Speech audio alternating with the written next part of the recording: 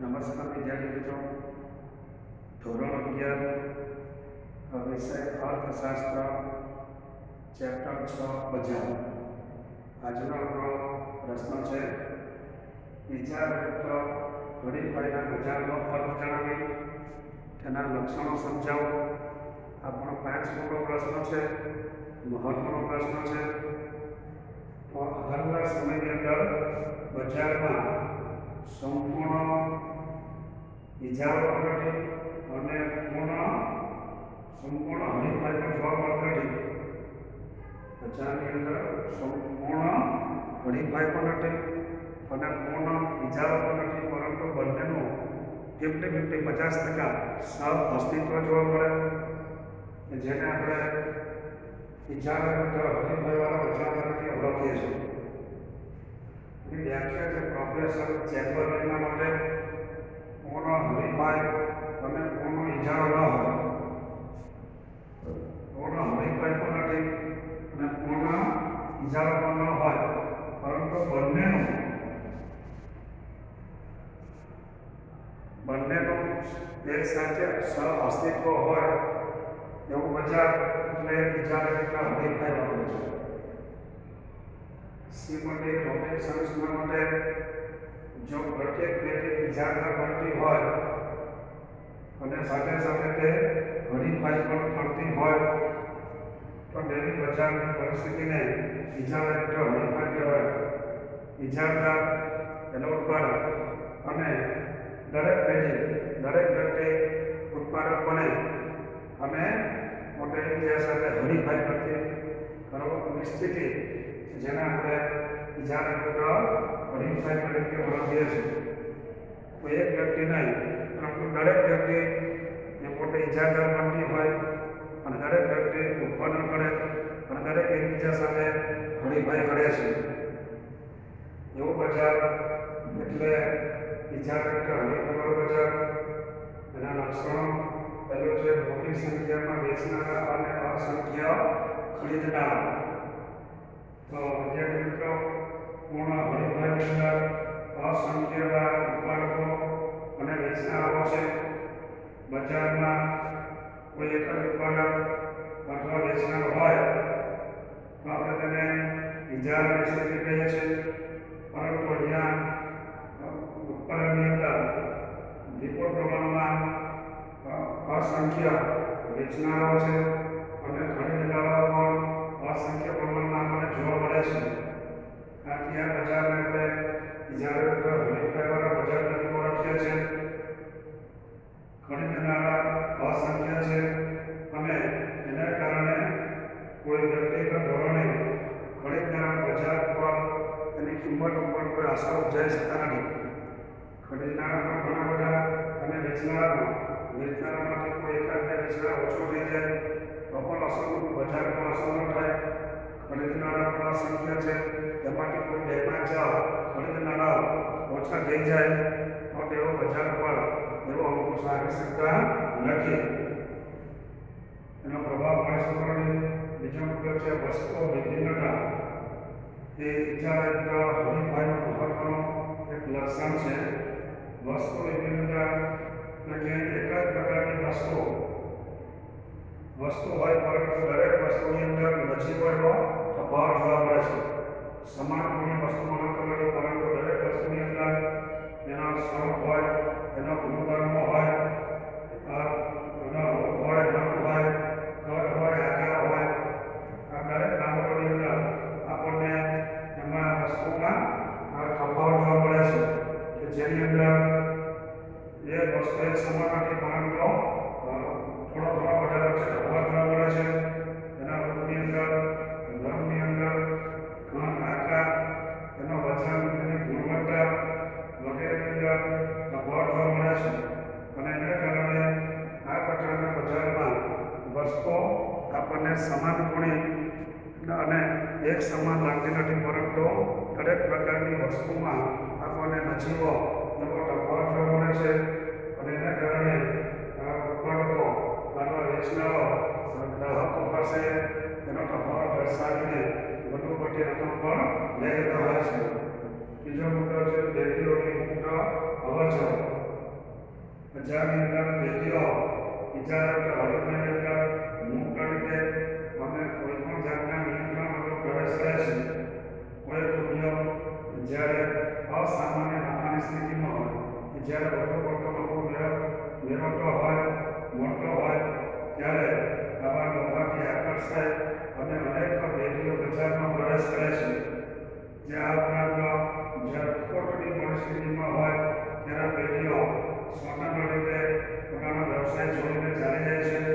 આ રીતે આ પ્રકારના બજારમાં પેઢીઓનો અવર જવર મુક્ત રહે છે કે જેના ઉપર બજારનો અથવા કોઈ પણ વ્યક્તિનો અંકુશ હોતો નથી. પરંતુ આ પ્રકારના બજારની અંદર આ અવર જવર માત્ર ટૂંકા ગાળા માટે હોય છે.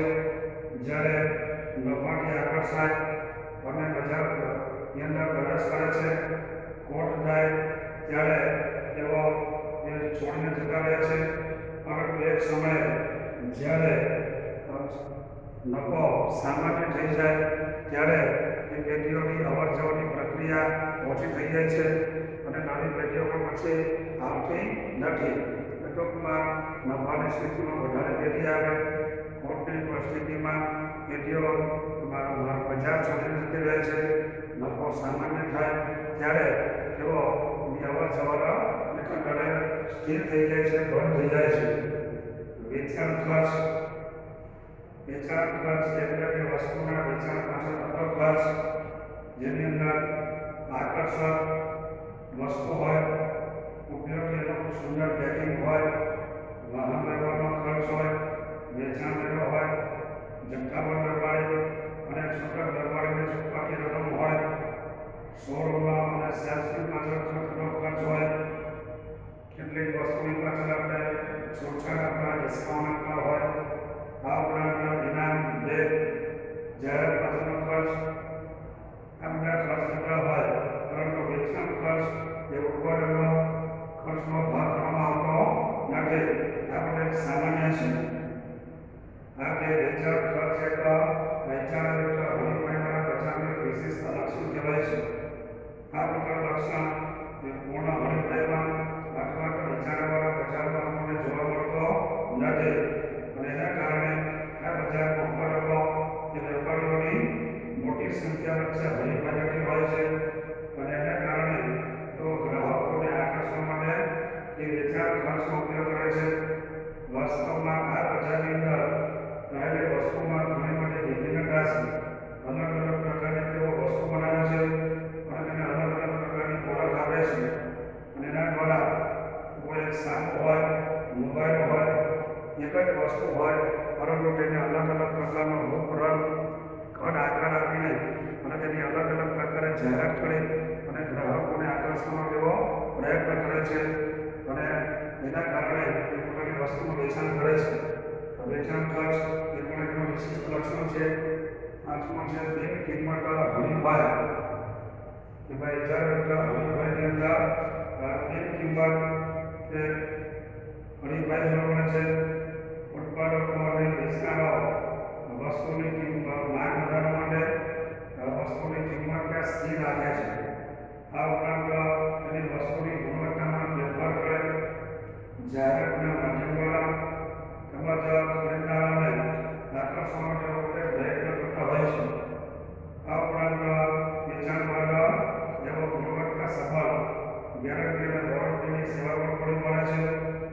પરંતુ એવો વસ્તુની ગુણવત્તા સારી રાખે છે, ગ્રાહકોને આકર્ષે છે, જાહેરાત આપે છે, પરંતુ કોઈ એના લીધે કિંમતમાં તેઓ વધારો કરતા નથી. બિન કિંમત હરીફાઈ કિંમતમાં વધારો કર્યા વગર એની ગુણવત્તામાં સુધારો કરે છે અને વધુને વધુ ગ્રાહકોને પોતાના તરફ આકર્ષવાનો તેઓ પ્રયત્ન કરે છે. જે જ્યારે હરીફાઈવાળા બજારનું મહત્વનો લક્ષણ કહેવાય છે. અને પોઈન્ટ નંબર 6 બજાર અંગેનું અપૂરતું જ્ઞાન. આ પ્રકારના બજારની અંદર ખરીદનારાઓને બજાર અંગેનો પૂરતો જ્ઞાન હોવાથી વેચનારા અને ખરીદનારાઓ બંનેને સંપૂર્ણપણે જ્ઞાન નથી. અને એના કારણે દરેક ગ્રાહકો બજારમાં જોવા મળતી નજીકની અવેજી વસ્તુની એની ગુણવત્તાથી તેઓ પોતે પરિચિત હોતા નથી અને એને કારણે આ બજારમાં એક સરખા ઉપયોગમાં નજીકથી હવે જે વસ્તુઓની કિંમત કેટલાક ઉપર ઊંચી રહે છે જ્યારે કેટલાક નીચી રાખે છે દરેકની કિંમત એક સરખી જોવા મળતી નથી. આ બજારમાં નજીકથી હવે જે વસ્તુઓની કિંમત એક સરખી નથી પણ અલગ અલગ પ્રકારની જોવા મળે છે. સરવાળે કહી શકાય કે જ્યાં નજીકથી હવે જે વસ્તુઓનો ઉત્પાદન કે વેચાણ કરતી પેઢીઓની સંખ્યા વધુ જોવા મળે છે. આ પેઢીઓ વેચાણ કરતા માધ્યમથી પોતે અલગ ઓળખની રચના કરે છે અને ઇજારા જેવી પરિસ્થિતિનું નિર્માણ કરે છે. ખરેખર ઇજારા એક હરીફાઈની અંદર ઉપરોક્ત લક્ષણ જોયા જેની અંદર કોઈ સંપૂર્ણ આપણને ઇજારો પણ નથી જોવા મળતો અને પૂર્ણ હરીફાઈ પણ જોવા મળતું નથી, પરંતુ બંને પ્રકારની મિશ્ર પરિસ્થિતિ જોવા મળે છે. અસંખ્ય ખરીદનારા અને અસંખ્ય વેચનારાઓ છે. વસ્તુ વિવિધતા પેઢીઓની મુખ્ય રીતે અવરજવર આ ઉપરાંત એક સરખી વસ્તુ નથી પરંતુ વસ્તુમાં પણ ભિન્નતા છે અને આ બધી રીતે તેઓ ગ્રાહકોને પોતે વધુને વધુ વસ્તુનો વેચવાનો પ્રયત્ન કરે છે. બિન કિંમત હરીફાઈ એમાં ભેદભાવ કર્યા વગર વસ્તુની સારી ગુણવત્તાવાળી વસ્તુ બનાવે અને ગ્રાહકોને જાહેરાતના માધ્યમ દ્વારા આકર્ષે છે. વિદ્યાર્થી મિત્રો, ઉપરોક્ત પ્રશ્ન 5 ગુણનો પ્રશ્ન છે, મહત્વનો છે. આખા ચોપડામાં લખી અને તૈયાર કરવો.